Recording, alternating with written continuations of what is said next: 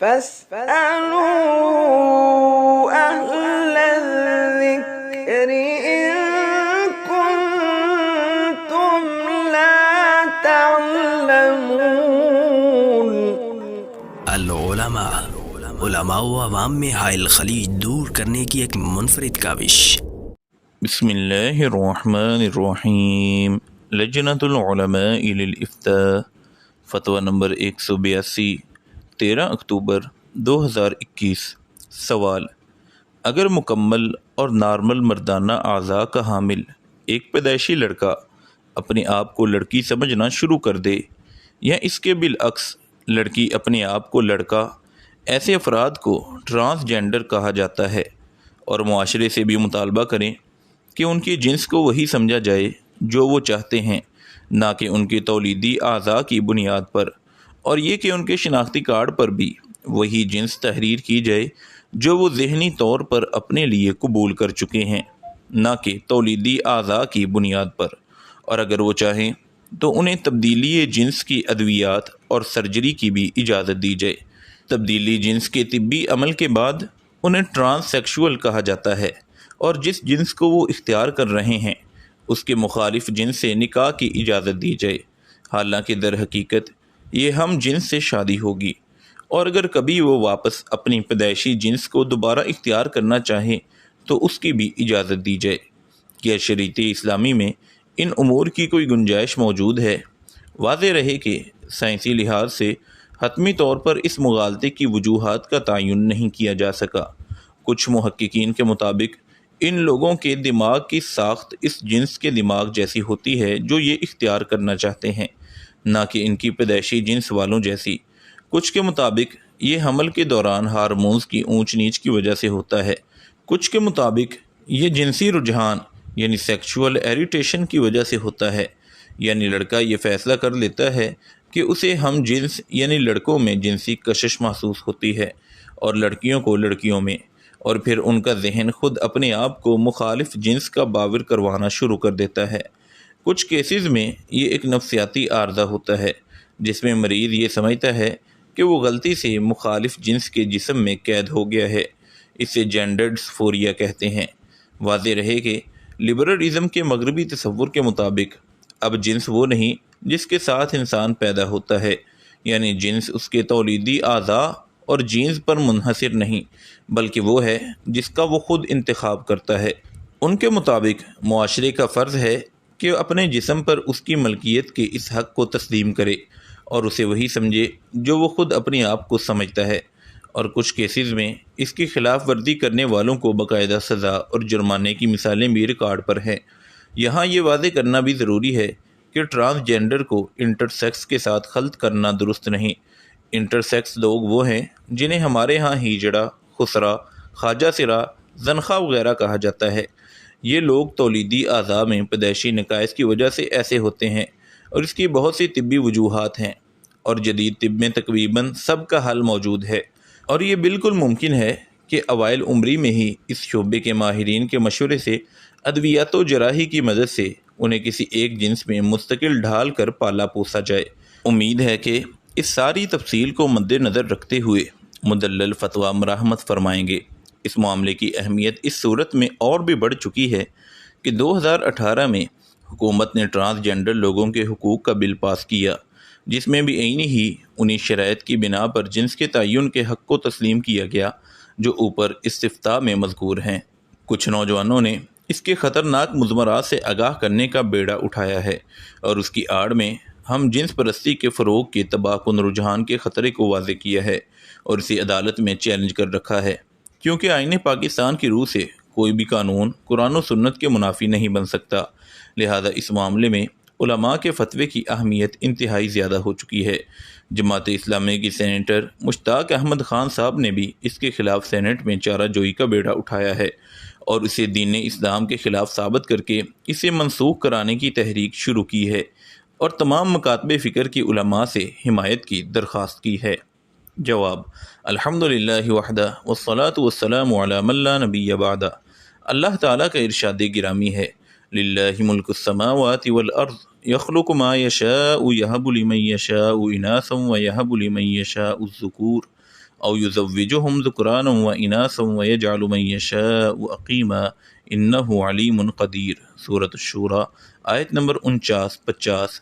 زمین و آسمان کی بادشاہت اللہ کے پاس ہے، جس کو چاہے بیٹیاں دیتا، جس کو چاہے بیٹے عطا کرتا ہے، یا پھر بیٹے اور بیٹیاں دونوں عطا کر دیتا ہے، اور جس کو چاہتا ہے بانجھ بنا دیتا ہے، اور وہ علم رکھنے والا اور قدرت والا ہے۔ اسی طرح فرمایا یا ایھا الناس اتقوا ربکم الذی خلقکم من نفس واحدہ وخلق منها زوجہا وبث منہما رجالا کثیرا ونساء۔ سورۃ النساء آیت نمبر 1۔ اے لوگو، اپنے پروردگار سے ڈرو جس نے تمہیں ایک جان سے پیدا کیا اور اسی سے اس کی بیوی کو پیدا کر کے پھر ان دونوں سے بہت سے مرد اور عورتیں پیدا کی۔ مزید فرمایا وَصَوَّرَكُمْ فَأَحْسَنَ صُوَرَكُمْ۔ سورہ غافر آیت نمبر 64۔ اللہ تعالیٰ نے تمہیں بہترین صورتیں عطا کی۔ ایک اور جگہ فرمایا الَّذِي خَلَقَكَ فَسَوَّاكَ فَعَدَلَكَ۔ سورۃ الانفطار آیت نمبر 7۔ یعنی اللہ تعالیٰ نے انسان کو بہترین، متوازن و متناسب تخلیق عطا کی۔ لَقَدْ خَلَقْنَا الْإِنسَانَ فِي أَحْسَنِ تَقْوِيمٍ۔ سورۃ التین آیت نمبر 4۔ یقیناً ہم نے انسان کو بہترین صورت میں پیدا کیا ہے۔ ان سب آیت کریمہ سے یہ بات واضح ہوتی ہے کہ انسان کسی دنیاوی کارخانے یا فیکٹری کی پیداوار یا پروڈکٹ نہیں، بلکہ اللہ تعالیٰ کی مخلوق ہے، اور اللہ تعالیٰ نے اسے بہترین انداز میں بنایا ہے۔ پھر اللہ تعالیٰ نے تمام انسانوں کو مرد اور عورت دو جنسوں میں تقسیم کیا ہے۔ گویا یہ ساری کا سارا نظام اور سسٹم یہ اللہ تعالیٰ کی تخلیق کردہ اور پسندیدہ ہے، اس میں کسی اور کا کوئی عمل دخل نہیں۔ اللہ تعالیٰ کی اور بھی لاکھوں مخلوقات ہیں، لیکن اللہ تعالیٰ نے اپنے علم و حکمت کے مطابق جس کو جو بنا دیا اس کے لیے وہی سانچہ، صورت، فطرت اور جنس سب سے بہترین ہے۔ کوئی حیوان انسان نہیں بن سکتا، اور کوئی انسان خود کو حیوان بنانا چاہے تو اس کے بس کی بات نہیں۔ اللہ تعالیٰ نے جس کو جس طرح، جس جگہ اور جتنی تعداد میں اعضائے جسمانی عطا کیے ہیں، یہ اس مخلوق کا سب سے بہترین ماڈل ہے۔ کوئی اس سے بہتر تو دور کی بات، اس کا اسی طرح کا متبادل بھی نہیں بنا سکتا، بلکہ کوئی ایک عضو اگر حکمت الہی سے معطل ہو جائے تو اس کا نعم البدل پیش کرنا ممکن نہیں، اور یہ ایسی حقیقت ہے کہ ہر مسلم و کافر کو اسے مانے بغیر چارہ نہیں۔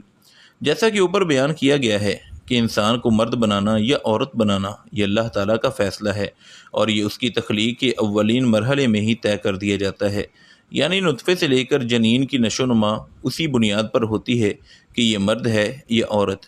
یہ کوئی دنیاوی انجن، مشین یا آلہ نہیں کہ کمپنی جب چاہے جیسے مرضی جوڑ توڑ کر کے ایک نئی پروڈکٹ تیار کر لے۔ سوال میں تبدیلی جنس وغیرہ سے متعلق جو تفصیلی صورتحال بیان کی گئی ہے، یہ عمل شنی کئی قباحتوں کا مجموعہ ہے، جن میں سے بعض کو ذیل میں درج کیا جاتا ہے۔ نمبر 1، جنسی تقسیم کا انکار۔ اس میں سب سے پہلی خرابی یہ ہے کہ اس قسم کے لوگ اللہ کی تخلیق اور تقسیم پر راضی نہیں ہیں۔ اللہ تعالیٰ فرماتے ہیں کہ میں نے انسان کو مرد اور عورت دو جنسوں میں تقسیم کیا ہے، اور دونوں کے کچھ الگ الگ خواص بنائے ہیں، لیکن یہ سمجھتے ہیں کہ مرد اور عورت میں کوئی فرق نہیں، ہر وہ کام جو مرد کر سکتا ہے وہ عورت بھی کر سکتی ہے، اور جو عورت کر سکتی ہے وہ مرد بھی کر سکتا ہے۔ گویا یہ فطرت اور قانون الہی کے برعکس اور مخالف سمت چلنا چاہتے ہیں۔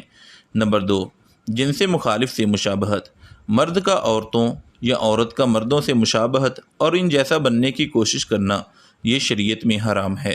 نبی کریم صلی اللہ علیہ وسلم نے فرمایا لعن رسول اللہ صلی اللہ علیہ وسلم المتشبہین من الرجال بالنساء والمتشبہات من النساء بالرجال۔ صحیح البخاری حدیث نمبر 5885۔ اللہ تعالیٰ نے ایسے مردوں اور عورتوں پر لعنت فرمائی جو ایک دوسرے جیسا بننے کی کوشش کرتے ہیں۔ نمبر 3، تخلیق میں تبدیلی۔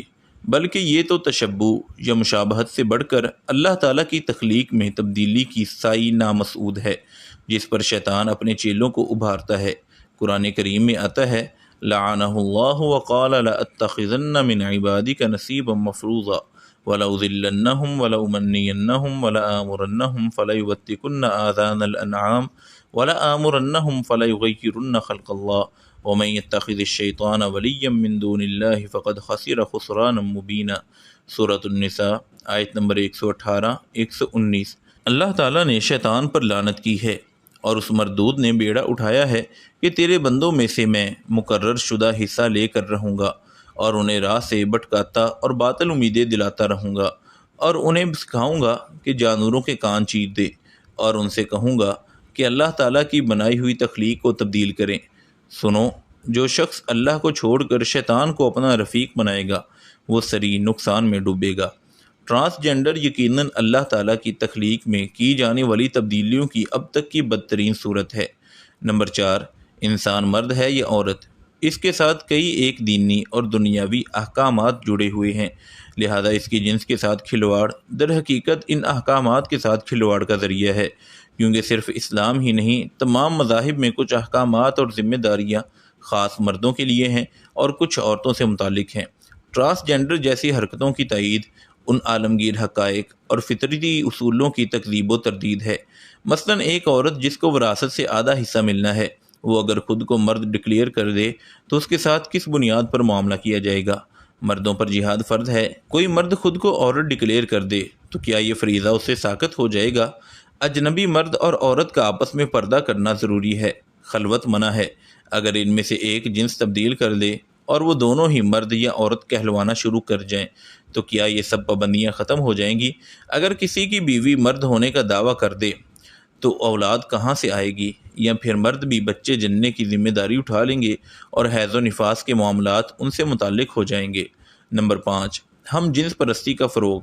اسلام میں جنسی خواہش کے تکمیل کا طریقہ یہ ہے کہ ایک مرد اور ایک عورت آپس میں نکاح اور شادی کرتے ہیں، لہذا مرد کی مرد سے یا عورت کی عورت سے شادی یا جنسی تسکین یہ حرام اور کبیرہ گناہ ہے۔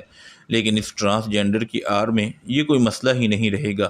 کوئی بھی دو ہم جنس پرست خود کو مرد اور عورت باور کروا کر جو بھی کرنا چاہیں کر سکتے ہیں، حالانکہ فطرت اور شریعت دونوں اس کے خلاف ہیں۔ لوط علیہ السلام کی قوم پر عذاب کی ایک وجہ یہی ہم جنس پرستی تھی۔ ٹرانسجنڈر کی بنیاد بے راہ روی معاشرے میں شروع سے ہی رہی ہے، لیکن فطرت اس قدر مسخ ہو گئی ہے کہ انسان تبدیلی جنس تک پہنچ جائے۔ اس کی مثال تاریخ انسانی میں اس سے پہلے ناپید ہے۔ اس مرض میں مبتلا لوگوں نے اس کی بنیاد 2 چیزوں پر رکھی ہے۔ نمبر 1، آزادی، یعنی انسان کے دل میں جو آتا ہے کرے، لہذا وہ خود کو مرد یا عورت جو بھی سمجھے اس کی بنا پر تبدیلی کرے، یہ اس کی مرضی ہے۔ آزادی کا یہ تصور انتہائی بھیانک ہے، اسی لیے اللہ تعالیٰ نے انسان کو اگرچہ اپنے علاوہ کسی کا غلام نہیں بنایا، لیکن پھر بھی اس طرح آزاد نہیں چھوڑا کہ انسان انسانیت کا ہی دشمن بن جائے۔ یہ آزادی نہیں بلکہ انسانیت سوزی ہے، اور یہیں سے عقل مند کو مغربی آزادی کی حقیقت سمجھ لینی چاہیے کہ وہ ان خوشنما نعروں کے پیچھے لگا کر کہاں تک لے جانا چاہتے ہیں۔ نمبر 2، اس کی دوسری بنیاد در حقیقت ایک نفسیاتی عارضہ ہے، یعنی ایک انسان مکمل مرد یا عورت ہے، لیکن کسی نفسیاتی خلل کی بنا پر اسے اپنے مرد یا عورت ہونے سے نفرت ہو جاتی ہے، تو اسے مکمل حق حاصل ہے کہ وہ خود میں جو مرضی تبدیلی کر دے۔ حالانکہ نفسیاتی عوارض کا علاج کیا جاتا ہے، نہ کہ اس کی بنیاد پر مزید تخریب کاری کی جاتی ہے، ورنہ تو انسان بعض دفعہ زندگی سے بھی تنگ آ جاتا ہے، تو کیا اس کا علاج کرنے کی بجائے، اس کی زندگی کی حفاظت کرنے کی بجائے اسے موت کے منہ میں ڈھکیل دیا جائے؟ اگرچہ مادر پدر آزاد معاشروں نے تو خودکشی کی بھی حمایت شروع کر دی ہے، لیکن ہمارے روئے سخن ان انسانوں اور معاشروں کی طرف ہے جو خود کو شریعت الہی اور فطرت انسانی کا پابند سمجھتے ہیں۔ لہذا اسلامی ممالک میں اس قسم کے نفسیاتی مریضوں، خواہشات کے اسیروں اور جنس و نسل کے فطری نظام سے بغاوت کرنے والوں کی حمایت کرنا یا ان کے نام نہاد حقوق کے تحفظ کی بات کرنا، یہ سب انتہائی قابل مذمت فعل ہے اور عذاب الہی کو دعوت دینے کے مترادف ہے۔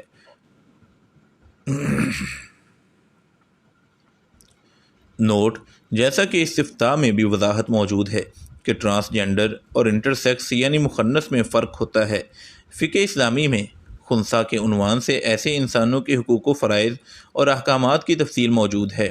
انٹرسیکس یعنی مخنث کے حقوق کا تحفظ ضروری ہے، لیکن اس کی آڑ میں ٹرانسجنڈر یعنی تبدیلی جنس جیسی گندگی پھیلانا قطعاً درست نہیں۔ وآخر دعوانا ان الحمد للہ رب العالمین۔ مفتیان کرام فضیلت الشیخ ابو محمد عبد الستار حماد حفظہ اللہ، فضیلت الشیخ عبد الحلیم بلال حفظہ اللہ، فضیلت الشیخ جوید اقبال سیالکوٹی حفظہ اللہ، فضیلت الدکتور عبد الرحمن یوسف مدنی حفظہ اللہ، فضیلت الشیخ سید مجتبیٰ سعیدی حفظہ اللہ، فضیلت الشیخ ابو عدنان محمد منیر قمر حفظہ اللہ، فضیلت الشیخ ابو محمد ادریس اثری حفظہ اللہ۔ العلماء علماء و عوام میں حائل خلیج دور کرنے کی ایک منفرد کاوش۔